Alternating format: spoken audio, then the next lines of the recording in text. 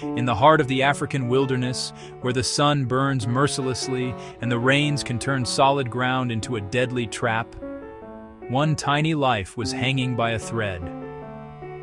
This is the story of Nala, a baby elephant no more than 18 months old who would face 47 days of unimaginable suffering until a team of strangers risked everything to bring her home. What you're about to see is a story of heartbreak, desperation, and the unbreakable power of compassion. Stay with us, because this rescue will change how you see the world.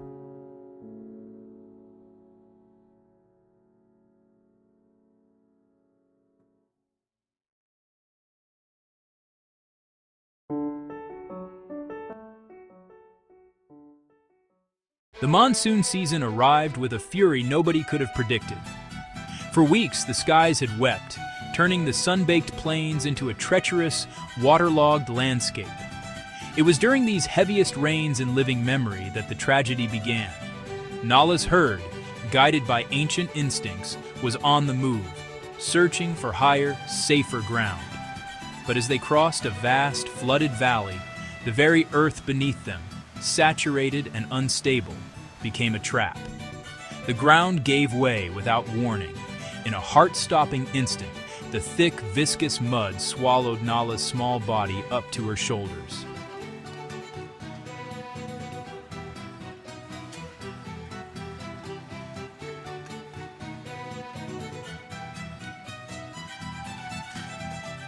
Her mother reacted instantly, her powerful maternal instinct overriding all fear.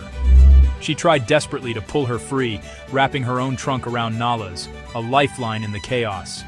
She pulled with all her formidable strength, muscles straining against an unyielding foe. But the mud was a cruel adversary. It created a powerful suction, a vacuum that held Nala fast. The more her mother pulled, the more the mire seemed to tighten its grip, pulling Nala deeper into its cold embrace. The herd gathered, a circle of giants helpless against the earth itself. Their deep, rumbling calls of distress echoed across the valley, a symphony of panic and confusion. They could only watch as one of their own was consumed. But the law of the wild is unforgiving. The matriarch knew that to stay was to risk the entire family to the same fate, or to starvation. The instinct for collective survival, honed over millennia, began to overpower the instinct to protect one individual. But a mother's love is a force of nature all its own. Nala's mother refused to yield. She stayed as long as she possibly could, her own feet sinking into the soft ground. Hours bled into a full day. She stood a lonely, desperate vigil until sheer exhaustion and the persistent, mournful cries of her departing family finally forced her to make an impossible choice. With one last, heartbreaking look, she turned and followed the herd.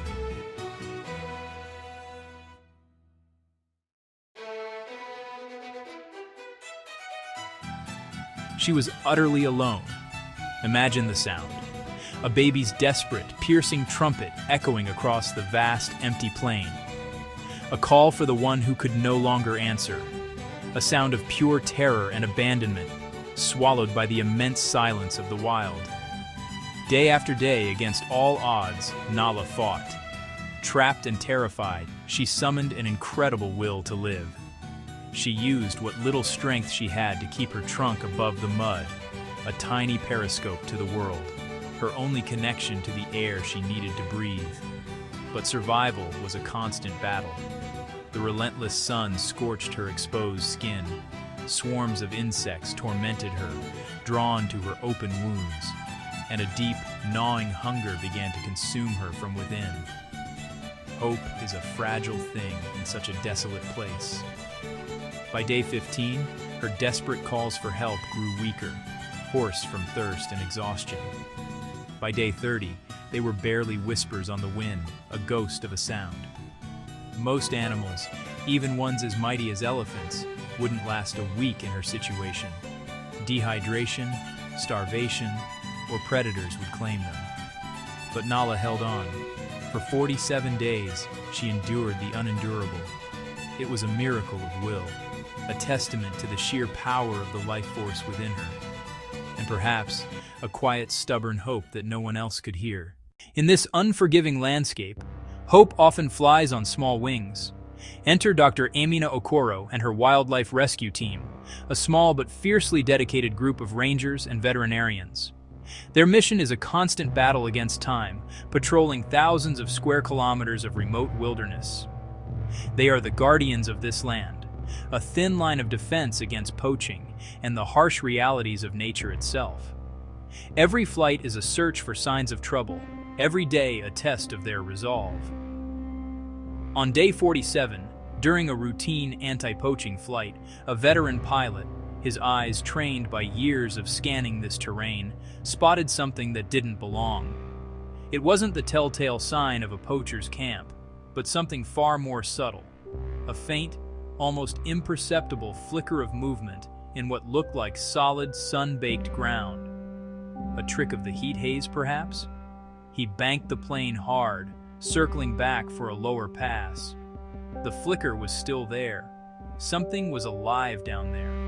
There was no time to waste. The pilot found a stretch of land just stable enough to land. The moment the wheels touched down, the team was in motion, sprinting across the cracked, shimmering mud toward the disturbance. The air was thick with a heavy silence. As they drew closer, the shape became horrifyingly clear. What they found shattered their professional composure and broke their hearts. A baby elephant, still alive, Dr. Amina whispered, her voice tight with a mix of awe and dread. Barely. Time was not just critical, it was nearly gone. The mud, once a life-giving waterhole, had become a concrete tomb, hardened by the relentless sun. Her tiny body was covered in pressure sores, and severe dehydration had already set in. Every breath was a shallow, painful struggle. One wrong move, one moment of panic, and she could die from shock, or a fragile limb could snap in the hardened earth. The rescue was impossible by any textbook standard. They couldn't bring in heavy machinery. The weight would collapse the pit, crushing her. Their only option was a grueling manual excavation. They had to dig by hand, inch by painful inch, for hours under the blazing African sun. The team quickly formulated a plan, sketching it in the dirt. Every action had to be deliberate, every person assigned a role. The clock was ticking. Their first move was to bring her relief. They poured their precious drinking water around her body, letting it seep into the cracks to soften the mud's grip. As they worked, they sang softly to her, old, gentle songs their grandmothers had taught them, melodies meant to soothe and reassure.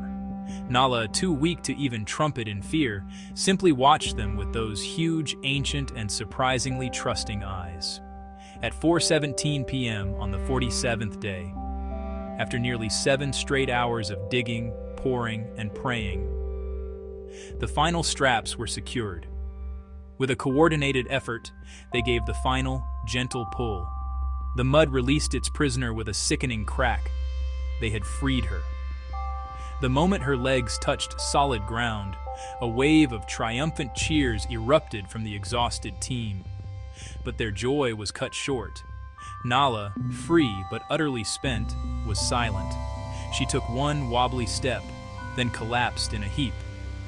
For a terrifying, heart-stopping minute, no one breathed. The silence was absolute. Had they been too late? Was the shock of the rescue too much for her fragile body? Then, a flicker.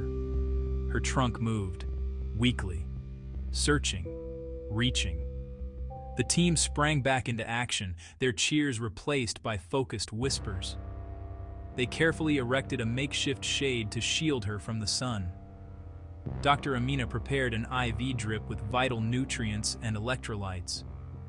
They gently offered water to her lips, and for the first time in 47 days, she drank. It was a small act, but in the vast, silent savannah, it was a monumental victory. Nala was airlifted to a wildlife orphanage.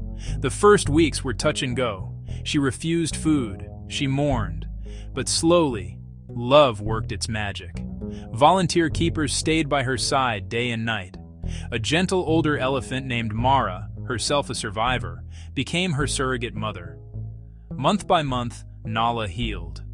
She learned to run again, to play, to trumpet with joy. Today, Nala is thriving, part of a protected herd, living the life she was denied for those 47 days. Nala's journey is a powerful testament to resilience, a story that reminds us that even in the most desperate moments, hope can not only survive but flourish. But it rarely does so alone. It needs a champion. It needs someone willing to fight for it. These dramatic rescues are the culmination of immense effort and resources. They are logistical miracles that cost thousands. We're talking about specialized veterinary medicine administered in the wild, heavy-duty vehicles to navigate treacherous terrain and the fuel to cover vast, unforgiving landscapes. Every single rescue is a race against time, funded by compassion. That's why your engagement matters so much.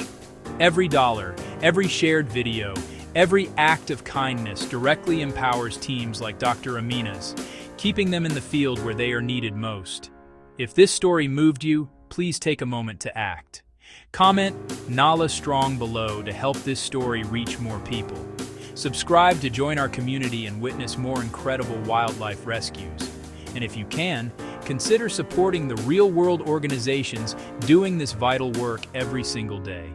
We've left links in the description. Because the next Nala is out there right now, perhaps lost in a flooded plain or weakened by drought, waiting for someone to hear her call. It was one report that saved Nala. Your one action today could save the next. Thank you for watching.